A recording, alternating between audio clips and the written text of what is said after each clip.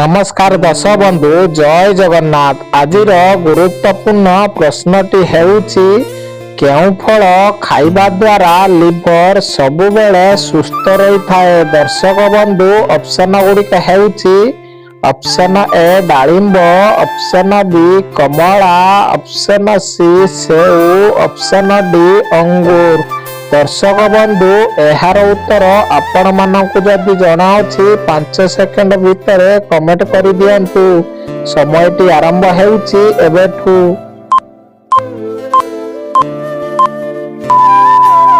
दर्शक बंधु समयटी शेष होई सारिछि। एहार सठिक उत्तरटी हेउछि ऑप्शन ए डालिंब।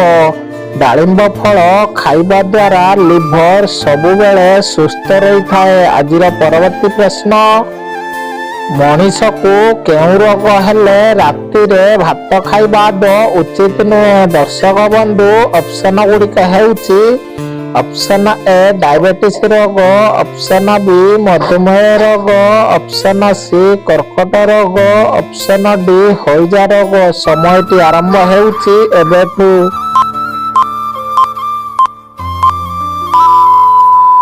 दर्शक बंधु समयटी शेष होई सारिछि। एहार सठिक उत्तरटी हेउछि ऑप्शन ए डायबिटीज रोग। मनीष को डायबिटीज रोग हेले राति रे भात खाइबा उचित नुहे। आज परवर्ती प्रश्न, मनुष्य को गंठी रोग हेले प्रतिदिन केउं शाग खाइबा उचित अटे। दर्शक बंधु ऑप्शन गुड़िक हेउछि ऑप्शन ए पालंग शाग, ऑप्शन बी मेथी शाग, ऑप्शन सी सुनसुनिया शाग, ऑप्शन डी कलम शाग। समयटी आरंभ हेउछि एबेठु।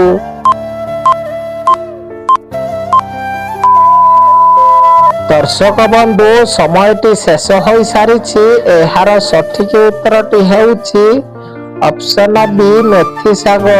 मनुष्य को गंठी रोग हेले प्रतिदिन मेथी शाग खाइबा उचित अटे। आज परवर्ती प्रश्न, अधिक मोमो खाइले केउं रोग होई थाए। दर्शक बंधु ऑप्शन गुड़िक हेउछि ऑप्शन ए डायबिटीज रोग, ऑप्शन बी कोष्ठकाठिन्य रोग, ऑप्शन सी थाइरॉइड रोग, ऑप्शन डी मधुमेह रोग। समयटी आरंभ हेउछि एबेठु।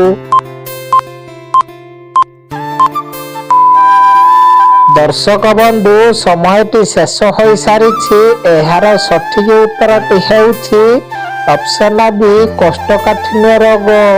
अधिक मोमो खाइले कोष्ठकाठिन्य रोग होई थाए। आज परवर्ती प्रश्न, तुलसी पत्रर रस पीवा द्वारा केउं रोग दूर होई थाए। दर्शक बंधु ऑप्शन गुड़िक हेउछि ऑप्शन ए आखि समस्या, ऑप्शन बी पेट रोग, ऑप्शन सी किडनी रोग, ऑप्शन डी लिवर रोग। समयटी आरंभ हेउछि एबेठु।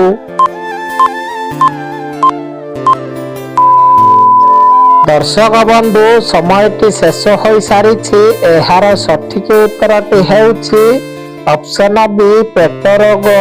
तुलसी पत्रर रस पीवा द्वारा पेट रोग दूर हो जाए। आज परवर्ती प्रश्न, गाई माने कौन कले विपदर संकेत मिली थाए। दर्शक बंधु ऑप्शन गुड़िक हेउछि ऑप्शन ए घरे पशिले, ऑप्शन बी रड़ी कले, ऑप्शन सी लुह बोइले, ऑप्शन डी लड़ाई कले। समयटी आरंभ हेउछि एबेठु।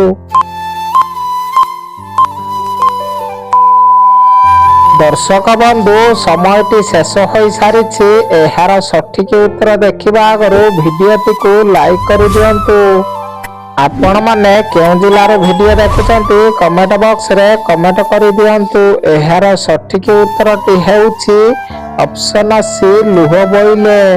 गाई माने आखिरु लुह बोइले घर को विपद माड़ी आसी थाए। आज परवर्ती प्रश्न, तेंतुली खाइबा द्वारा कौन अधिक बढ़ी थाए। दर्शक बंधु ऑप्शन गुड़िक हेउछि ऑप्शन ए शक्ति, ऑप्शन बी उच्चता, ऑप्शन सी केश, ऑप्शन डी बुद्धि। समयटी आरंभ हेउछि एबेठु।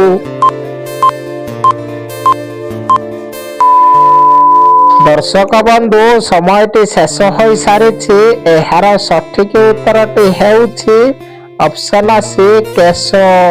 ତେନ୍ତୁଳି ଖାଇବା ଦ୍ୱାରା କେଶ ଅଧିକ ବଢିଥାଏ। ଆଜିର ପରବର୍ତ୍ତୀ ପ୍ରଶ୍ନ, ପେଟ ଜଳାପୋଡା ହେଉଥିଲେ କଣ ପିଇବା ଦ୍ୱାରା ପେଟ ଜଳାପୋଡା ତୁରନ୍ତ ଭଲ ହୋଇଯାଏ? ଦର୍ଶକ ବନ୍ଧୁ ଅପସନ ଗୁଡ଼ିକ ହେଉଛି ଅପସନ ଏ ପଇଡ଼ ପାଣି, ଅପସନ ବି ଲେମ୍ବୁ ପାଣି, ଅପସନ ସି ଥଣ୍ଡା, ଅପସନ ଡି ତୁଳସୀ ରସ। ସମୟଟି ଆରମ୍ଭ ହେଉଛି ଏବେଠୁ। ଦର୍ଶକ ବନ୍ଧୁ ସମୟଟି ଶେଷ ହୋଇ ସାରିଛି। ଏହାର ସଠିକ ଉତ୍ତରଟି ହେଉଛି ଅପସନ ଡି ତୁଳସୀ ରସ। ପେଟ ଜଳାପୋଡା ହେଉଥିଲେ ତୁଳସୀ ରସ ପିଇଲେ ପେଟ ଜଳାପୋଡା ତୁରନ୍ତ ଭଲ ହୋଇଯାଏ। ଆଜିର ପରବର୍ତ୍ତୀ ପ୍ରଶ୍ନ, ଆମିଷ ଭୋଜନ କରିବା ଦ୍ୱାରା କେଉଁ ଭିଟାମିନ୍ ପ୍ରଚୁର ପରିମାଣରେ ମିଳିଥାଏ? ଦର୍ଶକ ବନ୍ଧୁ ଅପସନ ଗୁଡ଼ିକ ହେଉଛି option A vitamin A, option B vitamin B12, option C vitamin K, option D vitamin E. ସମୟଟି ଆରମ୍ଭ ହେଉଛି ଏବେଠୁ। ଦର୍ଶକ ବନ୍ଧୁ ସମୟଟି ଶେଷ ହୋଇ ସାରିଛି। ଏହାର ସଠିକ ଉତ୍ତରଟି ହେଉଛି ଅପସନ ବି ଭିଟାମିନ୍ B12। ଆମିଷ ଭୋଜନ କରିବା ଦ୍ୱାରା ଭିଟାମିନ୍ B12 ପ୍ରଚୁର ପରିମାଣରେ ମିଳିଥାଏ। ଆଜିର ପରବର୍ତ୍ତୀ ପ୍ରଶ୍ନ, ପ୍ରତିଦିନ କଣ ଖାଇବା ଦ୍ୱାରା ଉଚ୍ଚତା ଶୀଘ୍ର ବଢିଥାଏ? ଦର୍ଶକ ବନ୍ଧୁ ଅପସନ ଗୁଡ଼ିକ ହେଉଛି ଅପସନ ଏ କ୍ଷୀର, ଅପସନ ବି ଅଣ୍ଡା, ଅପସନ ସି ମାଛ, ଅପସନ ଡି ମାଂସ। ସମୟଟି ଆରମ୍ଭ ହେଉଛି ଏବେଠୁ।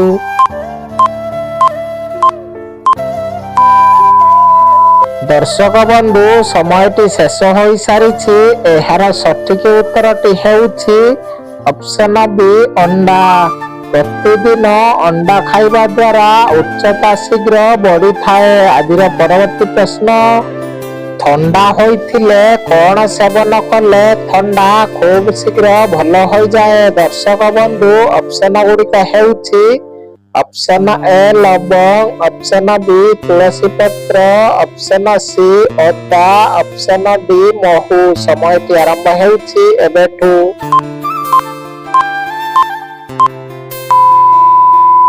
ଦର୍ଶକ ବନ୍ଧୁ ସମୟଟି ଶେଷ ହୋଇ ସାରିଛି।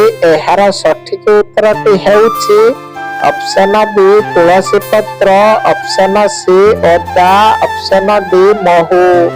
ଥଣ୍ଡା ହୋଇଥିଲେ ଏହି ତିନୋଟି ଯାକ ମିଶାଇ ସେବନ କଲେ ଥଣ୍ଡା ଖୁବ୍ ଶୀଘ୍ର ଭଲ ହୋଇଯାଏ। ଆଜିର ପରବର୍ତ୍ତୀ ପ୍ରଶ୍ନ, ଓଡ଼ିଶାର ସବୁଠାରୁ ବଡ଼ ହ୍ରଦ କେଉଁଠି? ଦର୍ଶକ ବନ୍ଧୁ ଏହି ପ୍ରଶ୍ନଟି ଆପଣମାନଙ୍କ ପାଇଁ। ଆପଣମାନେ ଏହାର ଉତ୍ତର ଜାଣିଥିଲେ କମେଣ୍ଟ କରିଦିଅନ୍ତୁ। ଆଜିର ପରବର୍ତ୍ତୀ ପ୍ରଶ୍ନ, କେଉଁ ଫଳ ଖାଇବା ଦ୍ୱାରା ଆଣ୍ଠୁ ଗଣ୍ଠି ବ୍ୟଥା ଭଲ ହୋଇଯାଏ? ଦର୍ଶକ ବନ୍ଧୁ ଅପସନ ଗୁଡ଼ିକ ହେଉଛି ଅପସନ ଏ ଲେମ୍ବୁ, ଅପସନ ବି ଅମୃତଭଣ୍ଡା, ଅପସନ ସି ଡାଳିମ୍ବ, ଅପସନ ଡି କମଳା। ସମୟଟି ଆରମ୍ଭ ହେଉଛି ଏବେଠୁ।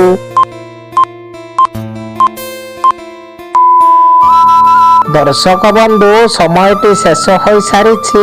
ଏହାର ସଠିକ ଉତ୍ତର ଦେଖିବା ଆଗରୁ ଭିଡିଓଟିକୁ ଲାଇକ୍ କରିଦିଅନ୍ତୁ। ଆପଣମାନେ କେଉଁ ଜିଲ୍ଲାରୁ ଭିଡିଓ ଦେଖୁଛନ୍ତି କମେଣ୍ଟ ବକ୍ସରେ କମେଣ୍ଟ କରନ୍ତୁ। ଏହାର ସଠିକ ଉତ୍ତରଟି ହେଉଛି ଅପସନ ସି ଡାଳିମ୍ବ।